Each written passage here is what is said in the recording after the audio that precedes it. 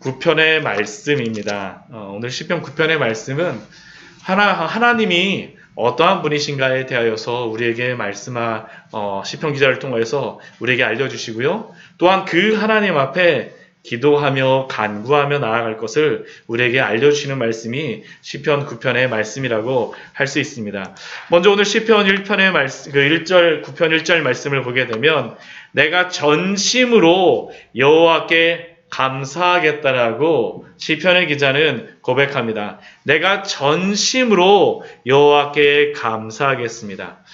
여호와께 전심으로 감사하는 것뿐만 아니라 2절 말씀을 보게 되면 내가 주를 또한 기뻐하고 즐거워하고 지존하신 주의 이름을 찬송하겠다라고 고백합니다. 감사하고 1절 후반절에는 전하겠다라고 고백하고 하나님을 기뻐하고 즐거워하고 지존하신 주의 이름을 찬송하오리니 하나님 앞에 이렇게 찬양을 드리며 감사하는 그 이유가 무엇입니까? 우리 1절 우리 중간에 보게 되면 주의 모든 기이한 일들 때문입니다. 주님이 행하신 그 모든 일들을 기억하기 때문입니다. 하나님이 우리의 삶 속에 행하셨던 그 모든 기이한 일들, 때로는 우리가 살아가다 보면 여러 가지 고난, 환난에 빠질 때도 있고 또 인생의 신앙의 슬럼프에 빠질 때도 있습니다. 그런데 그러할 때에 우리가 그것을 벗어날 수 있는 좋은 방법이 무엇일까요? 주님이 우리의 삶 속에 행하셨던 그 기이한 일들을 기억하는 것입니다. 하나님이 우리의 삶 속에 행하셨던 그 기이한 일들, 하나님이 우리에게 베풀어 주셨던 그 은혜들을 기억하며 나아갈 때 얼마나 우리의 마음속에 기쁨이 넘칩니까? 또한 이것은 우리의 삶 속에 행하신 그러한 것들뿐만 아니라 주님이 행하신 그 모든 기이한 일들이 어디에 기록이 되어 있습니까? 말씀에 기록이 되어 있죠. 우리가 성경의 말씀을 묵상하며 나아갈 때 하나님이 행하신 그 놀라운 일들을 우리는 보는 것입니다. 하나님이 우리에게 성경을 주신 목적이 무엇입니까? 하나님이 행하신 그 놀라운 일들을 보라는 것입니다. 때때로 우리는 현실에 함몰되고 다른 것이 보이지 않고 현재 나를 둘러싸고 있는 상황과 나를 어렵게 하는 그 사람들, 또 여러 가지 불평한 일들만 생각날 때도 있지만 그러나 그러한 불평하게 하는 그 상황이 아니라 나를 두렵게 하는 그 상황들을 묵상하는 것이 아니라 하나님이 행하신 그 기이한 일들을 묵상하시는 우리 귀한 성도님 되시기를 축원합니다. 이게 바로 하나님이 우리에게 그 기이한 일들을 우리에게 주신 이유이며 또한 이 말씀을 우리에게 주신 이유입니다. 우리로 하여금 그 하나님을 묵상하게 하기 위해서 그 하나님이 어떠한 분인 것을 우리로 하여금 말씀을 통해서 알게 하시기를 하나님은 원하십니다. 그 하나님께서는 어떠한 하나님이십니까? 그 기이한 일들을 행하신 하나님은 어떠한 하나님이십니까? 오늘 3절과 4절 말씀에 보게 되면 그것을 우리에게 말씀하여 줍니다. 내 원수들이 물러갈 때에 주 앞에서 넘어져 망함이니이다. 우리도 성도들도 하나님 앞에 있지만 그러나 우리가 기억해야 될 것은 하나님을 대적하는 원수들도 그들도 또한 하나님 앞에 있음을 기억하십시오. 그들도 하나님 앞에 있습니다. 그들도 하나님의 다스림을 받을 수밖에 없습니다. 다윗은 이것을 기억하였어요. 다윗이 골리앗하고 그 전쟁을 하러 나아갈 때 다윗의 고백이 무엇입니까? 사무엘상 17장 45절 말씀을 보면 블레셋 사람 골리앗에게 그는 이렇게 말합니다. 너는 칼과 창과 단창으로 내게 나오거니와 나는 만군의 여호와의 이름 곧 내가 모욕하는 이스라엘 군대의 하나님의 이름으로 내게 나아가노라. 지금 골리앗은 누구 앞에 서 있는 겁니까? 하나님 앞에 서 있는 겁니다. 하나님 앞에. 우리가 이것을 기억해야 되죠. 주 앞에 넘어져 망한다는 것은 원수들조차도 하나님 앞에 있다라는 겁니다. 하나님이 다스리세요. 하나님이. 결국 그 원수들도 어떻게 됩니까? 하나님 앞에 심판을 받습니다. 우리 4절 말씀에서 이렇게 말씀하시죠. 주께서 나의 의와 송사를 변호하시고 주의 성도들 향하여선 변호하시면서 보좌에 앉으셔서 의롭게 심판하십니다. 하나님께서 심판하세요. 이것을 보십니까? 우리로 하여금 이것을 보라라고 말씀하여 주시는 것입니다. 하나님이 우리에게 이것을 보라고 말씀하세요. 이 기이한 일들을 기억하고 보라라고 믿으라라고 오늘도 말씀하여 주십니다. 그 하나님은 또 어떻게 하십니까? 우리 그 뒤에 말씀에도 계속적으로 말씀하시죠. 이방의 나라들을 책망하시고 악인들을 멸하시며 심지어는 어떻게 하시냐면 그들의 이름을 영원히 지우셨다라고 말씀합니다. 이게 이름이 지워진다라는 것이 얼마나 무서운 말씀입니까? 예전에 그 집안에 잘못한 자녀들 보게 되면 집안의 호적에서 이름을 파겠다라고 그 굉장히 무서운 말로서 이렇게 이야기하지 않았습니까? 근데 하나님께서 이 말씀을 하시는 거죠. 그 이방 나라들을 책망하시며 악인들을 향하여서는 하나님께서 그 이름조차도 예전 성경에서는 도말하시겠다라고 말씀하십니다. 영원히 지우시겠다라고 말씀하세요. 성경도 그렇지 않습니까? 성경에 나오는 그 위대하고 큰 나라의 이름에 왕들의 이름은 기록조차 되어 있지도 않지만 그러나 아브라함과 같은 다윗과 같은 그 이름은 어떻습니까? 하나님께서 기억하시고 성경에 분명히 우리에게 알려주고 계시지 않으십니까? 우리가 저는 이 말씀을 볼 때마다 아브라함이라든가 모세 이름을 볼 때마다 세상에서는 이 아브라함의 이름은 다른 책엔 나오지 않죠. 그렇죠? 오직 성경에만 나옵니다. 그런데 이 아브라함이 애굽에 가서 만났던 그 바로의 이름이 나오지를 않습니다. 또 모세가 만났던 그 바로의 이름도 나오질 않습니다. 그래서 이스라엘에 가서 이게 논란이 되고 이게 하는 것들 중에 한 가지가 무엇이냐면 출애굽의 시기를 논할 때에 성경적으로 보게 되면 BC 1400년경에 성경적으로 이렇게 따져가게 되면 1400년경에 모세가 출애굽을 했다라고 말하지만 고고학자들이 이렇게 주장하는 것은 BC 1200년이라고 이야기합니다. 이게 왜 이렇게 문제가 되냐 하면 하나님이 성경 말씀에서 아예 그냥 바로 누가 했다라고 하면 분명히 알 텐데 어떤 바로인지는 몰라요. 그냥 바로라고만 그냥 기록하고 있습니다. 왜냐하면 하나님의 역사에서는 바로가 중요하지 않기 때문입니다. 하나님께서는 하나님의 자녀들, 역사를 주관하시는 분이 하나님이시라는 것을 보여주시는 것이죠. 아무리 세상에 뛰어난 바로였다 할지라도 그 시대의 최고의 지도자였다 할지라도 그는 한 줄기 지나가는 바람에 지나지 않습니다. 하나님 앞에서 세상은 또한 악인은 원수는 아무리 크고 위대하다 할지라도 하나님은 기억하지 않으시며 또한 성경도 기억하지 않습니다. 왜냐하면 이 역사의 주인은 이러한 사람들이 아니라 하나님이십니다. 하나님. 그가 택하신 성도들을 통하여서 하나님은 오늘도 당신의 역사를 이루어 가시는 줄 믿습니다. 그 역사를 어디에서 이루십니까? 보좌에서 그 모든 통치를 이루시죠. 오늘 말씀을 보게 되면 7절 말씀을 보게 되면 여호와께서 영원히 앉으시며 그 보좌에 영원히 앉으셔서 통치하시기 위해서 준비하셨다라고 말씀하십니다. 그 보좌 위에서 공의로 새 세계를 심판하시며 정직으로 만민에게 판결을 내리신다라고 말씀하십니다. 세상의 왕이, 세상의 권력자가 보좌에 앉은 것이 아니라 이 영원한 그러한 보좌에 앉으셔서 이 모든 세계를 다스리시는 그분은 하나님이십니다. 하나님이 주인이세요. 오늘 말씀을 보게 되면 그게 계속 반복됩니다. 하나님이 역사의 주인이라는 겁니다. 하나님이 역사의 주인이세요. 이 하나님을 보라는 것입니다. 역사 속에서 그렇게 귀한 일들을 행하신 그 하나님을 알라라고 말씀하세요. 성도에게는 어떠한 하나님이십니까? 9절 말씀을 보면 여호와는 압제를 당하는 자의 요새이시요 환난 때의 요새이시다라고 말씀하십니다. 하나님이 당신의 백성의 요새이십니다. 환난 때에 피할 요새이십니다. 그래서 하나님이 요새이심을 아는 성도들은 어떻게 행동합니까?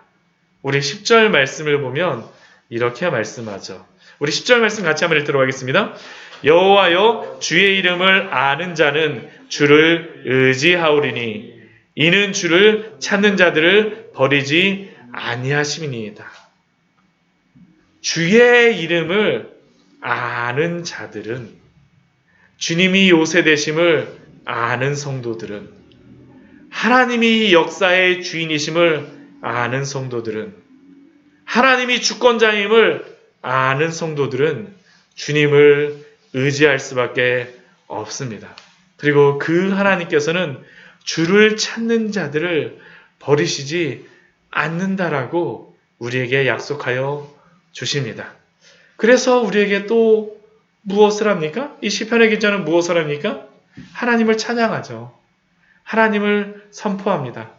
너희는 시온에 계신 여호와를 찬송하며 그의 행사를 백성 중에 선포할지어다. 하나님을 아는 사람들은 더욱더 찬송할 수밖에 없습니다.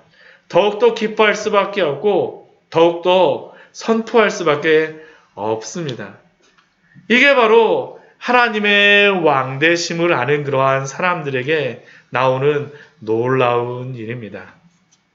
우리는 이렇게 하나님을 찬양하며 선포하며 나아가고 있습니까?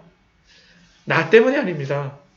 철저하게 하나님 때문에, 하나님은 당신의 주권에 따라 하나님의 가장 선하신 방법으로 심판할 자를 심판하시고 구원할 자를 구원하시는 줄 믿습니다.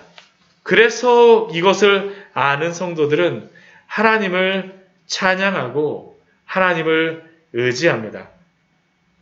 그리고 또 이렇게 하나님의 주권을 인정하고 그분을 믿는 성도들은 무엇을 합니까?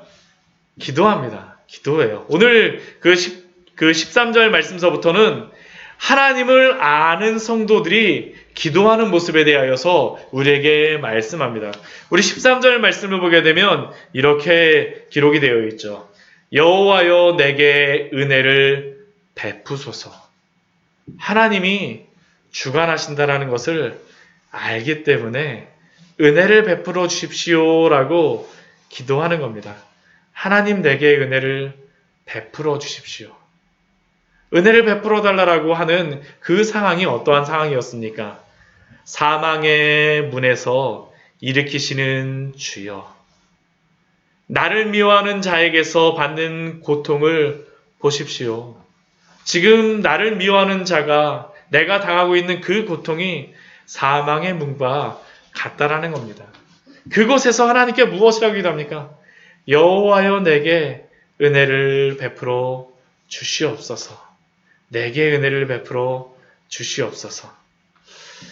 그런데 놀라운 것은 이렇게 기도를 하게 되면 그 변화가 있습니다. 어떻게 변합니까? 우리 14절 말씀을 보게 되면 우리 이렇게 고백을 합니다. 우리 14절 말씀 같이 한번 읽겠습니다. 그리하시면 내가 주의 찬송을 다 전할 것이요 딸 시온의 문에서 주의 구원을 기뻐하리로다. 우리 앞에 여호와여 내게 은혜를 베푸소서라고 기도할 때에는 어떤 문이 가까이 있었습니까? 사망의 문이 가까이 있었었죠. 사망의 문이. 그런데 이렇게 하나님께 기도를 하고 나니까 그 문이 어떻습니까? 시온의 문으로 바뀌는 겁니다. 기도할 때 바뀌는 거예요. 기도할 때 바뀌지 않습니까? 우리가 이 전에 와서는 하나님 어떻게 해요? 정말 어떻게 합니까? 하나님 이 일을 어떻게 합니까? 어떻게 해야 됩니까? 라고 기도하는데 그 기도를 마치고 나아갈 때에는 우리의 마음이 어떻습니까? 생명의 문을 하나님이 허락하여 주시고 그 기쁨을 우리에게 누리게 하여 주시지 않습니까? 이게 바로 기도의 능력이죠. 그래서 성도의 능력은 성도의 어떤 힘이 아니라 하나님께 기대는 것입니다. 하나님이 어떠한 분인 것을 알고 은혜를 구하며 기도하며 나아갈 때 그 사망의 문을 시온의 문으로 바꿔주실 줄 믿습니다. 하나님이 이렇게 바꿔주시죠. 그리고 악인에게도 하나님은 자신이 누구인가를 알게 하여 주세요. 우리 15절 말씀을 보게 되면 이방 나라들은 자기가 판 웅덩이에 빠지며 자기가 숨긴 그물에 자기 발이 걸렸도다. 여호와께서 자기를 알게 하사 심판을 행하셨으며 악인은 자기가 손으로 행한 일에 스스로 얽혔도다. 하나님께서 이방인들도 하나님을 모르는 사람들에게도 어떤 일을 하나님이 행하시기를 원하시냐면 그들이 심판받는 것을 통하여서 하나님이 어떠한 분인가를 알려주시기를 원하십니다. 이것이죠. 바로 자기가 판 웅덩이에 빠지고 나서 이것조차도 하나님이 행하신 것이구나. 우리가 이것을 분명히 알 수 있는 그 말씀이 무엇입니까? 에스더서에서 하만이 모르드게를 죽이려고 높은 망대를 만들고 나서 왕에게 가서 그 모르드게를 그 망대에 막 달겠다라고 이야기하러 갔을 때 벌어진 일이 무엇이었습니까? 왕이 그곳에 그 왕 앞에 그 하만이 막 갔는데 그날 갑자기 왕이 옛날 역사책을 읽으라 해갖고 모르드게가 이 반역을 모르드게가 그 왕에게 아수에로 왕에게 반역을 행하였다는 것을 모르드게를 통하여서 그 반역이 잠잠해졌다는 것을 알게 되죠. 근데 그때에 하만이 도착하지 않습니까? 하만이 도착하죠. 모르드게가 모르드게를 죽이려고 왔는데 그때에 그 왕이 무엇을 명령합니까? 하만에게 왕이 타는 말에 태워서 다니라고 그러지 않습니까? 왕의 의복을 입히고 반지를 갖게 하고 그 하만으로 하여금 마부 역할을 하게 하라고 말합니다. 그런데 이 일을 하고 왔을 때 그의 가족이 고백하는 그 고백이 무엇입니까? 저는 이 말씀 볼 때 참 은혜가 되는 것 같습니다. 우리 에스더서 말씀 우리 같이 한번 보도록 하겠습니다. 우리 에스더 우리 같이 한번 보도록 할까요? 에스더서 우리 6장 우리 13절 말씀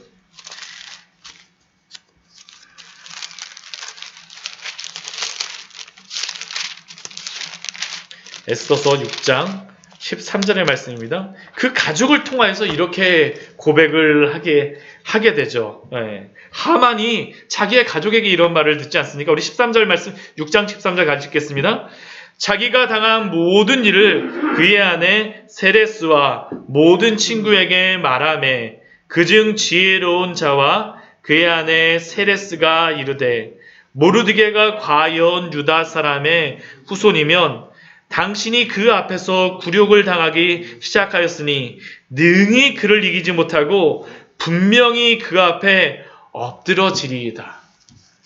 하나님이 하신다라는 것을 이방 사람들도 알았다라는 것이죠. 하만의 부인조차도 친구들조차도 하나님이 일하시고 하나님이 하신다라는 것을 알게 하신다라는 겁니다. 이게 바로 하나님의 일하심 아닙니까? 하나님이 이렇게 영광을 받으세요. 하나님이 이렇게 하신다라는 것을 성경을 통하여서 우리에게 말씀하여 주십니다. 하나님은 악인에게조차 자신이 누구인가를 알리시기를 원하십니다. 원하세요.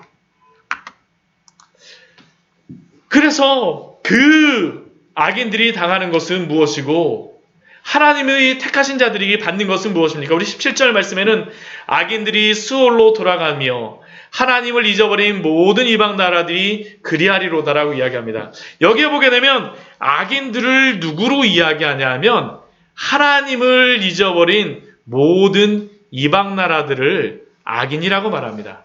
하나님을 모르는 사람이 악인이라는 것이죠. 하나님을 모르는 사람들은 어떤 길로 갑니까? 하나님을 모르기 때문에 죄의 길로 달려갈 수밖에 없습니다. 그러면 하나님이 구원하시는 성도들은 누구입니까? 우리 18절 말씀에 그렇게 말씀합니다.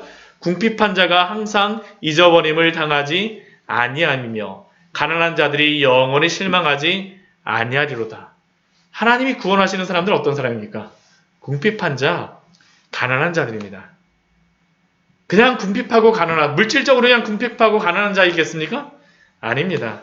영적으로 자신이 가난한 사람임을 아는 사람들, 영적으로 자신이 파산하여서, 영적으로 가난하여서 하나님 앞에 겸손한 자들을 하나님이 잊어버리지 않으시고 하나님이 그를 실망치 아니하게 하신다라고 우리에게 약속하였습니다. 그 겸손한 사람들은 다시 하나님 앞에 기도합니다. 우리 19절과 20절 말씀 같이 한번 읽어보도록 하겠습니다. 여호와여 일어나사 인생으로 승리를 얻지 못하게 하시며 이방 나라들이 주 앞에서 심판을 받게 하소서. 여호와여 그들을 두렵게 하시며 이방 나라들이 자기는 인생뿐인 줄을 알게 하소서. 마음이 가난한 자들은 다시 하나님 앞에 기도합니다. 여호와여 일어나사 인생으로 승리를 얻지 못하게 하시고 이방 나라들을 주 앞에서 심판을 받게 하소서. 여호와여 일어나셔서 그들이 자기는 인생뿐인 줄을 알게 하소서 하고 기도하는 것이죠. 기도하는 것입니다. 그러니까 오늘 시편 말씀 우리가 잘 보게 되면 우리 전반부는 하나님이 어떠한 분이신지를, 하나님이 주권적으로 이 세상을 통치하시며 심판을 베풀 자들에게는 심판을 베푸시고 구원을 베푸는 자들에게는 그 국련을 베풀어 주시는 그 모든 세상을 주관하시는 그 하나님임을 알려주시고, 또한 후반부에서는 어떻습니까? 그 주권적으로 행하시는 그 하나님 앞에 기도함으로 마치고 있습니다. 그런데 우리가 여기서 한 가지 생각해 볼 것이 있습니다. 지금 시인은 하나님이 어떠한 분인 것을 분명히 알고 있습니다. 하나님이 어떠한 분인 것을 알고 있죠. 그 하나님이 주권적으로 구원할 자를 구원하시고 심판할 자를 심판하시리라는 것을 분명히 알고 믿고 있습니다. 그런데 이것을 알고 있는 이 시인은 어떻게 합니까? 하나님 앞에 기도해요. 기도하고 있습니다. 하나님이 그렇게 하시리라는 것을 알고 믿고 확신함에도 불구하고 그러나 하나님 앞에 다시 간절하게 간구합니다. 하나님이 행하실 것을, 주권적으로 행하실 것을 아는데 왜 우리는 기도해야 되겠습니까? 왜 우리는 기도해야 될까요? 하나님이 하실 것을 아는데 왜 기도해야 될까요? 여기에 놀라운 기도의 비밀이 있죠. 놀라운 기도의 비밀이 있는 것입니다. 그것은 기도함으로 말미암아 그 일을 행하시는 분이 하나님이시라는 것을 우리에게 더 깊이 알게 하시고자 하는 것이 바로 우리에게 기도하라고 말씀하시는 그 이유입니다. 우리 스가랴서 우리 10장 말씀 우리 한번 찾아보도록 하겠습니다. 스가랴서 10장 말씀 우리 같이 한번 찾아보도록 하겠습니다. 스가랴서 우리 10장 말씀을 보게 되면요. 우리 10장 1절 말씀을 보게 되면 참 재미있는 말씀이 있습니다. 우리 스가랴서 10장 1절 말씀입니다. 오늘 저녁에 비가 온다 그래서요. 제가 예배가 끝나고 나면 여기 있는 화분들을 저기 바깥으로 다 빨리 옮겨야 되겠다는데 이 스가랴서 10장 1절 말씀이 바로 이 말씀입니다. 같이 한번 읽어보겠습니다. 봄비가 올 때에 여호와 곧 구름을 일게 하시는 여호와께 비를 구하라. 무리에게 소낙비를 내려서 밭의 채소를 각 사람에게 주시리라. 이스라엘은 언제 비가 오냐면 봄에 비가 옵니다. 지금 봄비가 올 때에 당연히 지금 비가 오고 있어요. 비가 올 때에 지금 뭐 하라고 지금 선지자가 말하고 있습니까? 여호와께 비를 구하라라고 합니다. 비가 안 올 때 구해야지 그게 은혜가 되는 거 아닌가요? 비가 안 올 때 우리가 기도해야 되는 게 맞지 않습니까? 그런데 오늘 지금 방금 전에 읽었던 스가랴서 10장 1절 말씀을 보게 되면 봄비가 올 때에 비가 오고 당연히 비가 오고 있는 그 상황에서도 여호와께 비를 구하라고 말씀하십니다. 왜 그럴까요? 왜 그럴까요? 다른 게 아니죠. 하나님께 이렇게 기도할 때에 하나님이 더 큰 은혜를 주시기를 간구하는 겁니다. 조금 쫄쫄쫄 내리는 그 비가 아니라 소낙비. 하나님이 더 큰 은혜를 내려주게 되면 우리가 어떻게 합니까? 하나님이 일하시는 것을 분명히 보게 되어지는 것이죠. 우리가 하나님께 기도해야 되는 이유가 바로 이것입니다. 우리가 하나님이 행하실 것을 분명히 알아요. 하나님이 이렇게 행하실 것입니다. 믿습니다. 확신합니다. 근데 왜 우리가 기도해야 되겠습니까? 그 일을 행하시는 분이 하나님이신 것을 우리로 하여금 더 확실히 알게 하시고, 그 하나님이 응답하시는 것을 보게 되면 우리가 어떻게 됩니까? 더 기도하게 되죠. 더 기도하게 됩니다. 그래서 우리는 봄비가 올 때 더 기도해야 됩니다. 하나님, 우리에게 소낙비를 내려주십시오. 더 큰 은혜를 내려 주시옵소서. 당연한 것처럼 보일 때일지라도 하나님 앞에 기도하며 나아갈 때, 그때조차도 하나님이 더 큰 은혜를 우리에게 베풀어 줄 줄 믿습니다. 하나님을 아는 성도들은 그래서 더 기도할 수밖에 없어요. 알기 때문에 기도하는 겁니다. 알기 때문에. 하나님의 그 은혜를 알기 때문에 더 기도하고, 더 간구하고, 더 누리게 되죠. 더 기뻐합니다. 이게 바로 오늘 시편 9절의 말씀 아닙니까? 우리 시편 우리 9편 1절에 1절 2절 말씀에 그렇게 고백하죠. 우리 1절 2절 말씀 우리 같이 다시 한번 읽어보겠습니다. 내가 전심으로 여호와께 감사하며 주의 모든 기이한 일들을 전하리이다. 내가 주를 기뻐하고 즐거워하며 지존하신 주의 이름을 찬송하리니. 하나님을 알기 때문에, 또 더 기도하기 때문에 더 기뻐하고 더 즐거워하고 하나님 앞에 더욱더 나아가는 줄 믿습니다. 우리에게 이런 은혜가 있기를 소원합니다. 이게 바로 성도의 기쁨이죠. 이게 바로 성도의 기쁨이 아닙니까? 오늘 시편 9편의 말씀은 바로 이 하나님을 알라라고 말씀하시나. 하나님을 알면 기도하게 됩니다. 더 누리게 되는 줄입니다. 같이 잠시 우리 기도하며 나아갈 때 우리 하나님 앞에 이러한 마음을 갖고 우리 기도하였으면 좋겠습니다. 우리가 아는 하나님,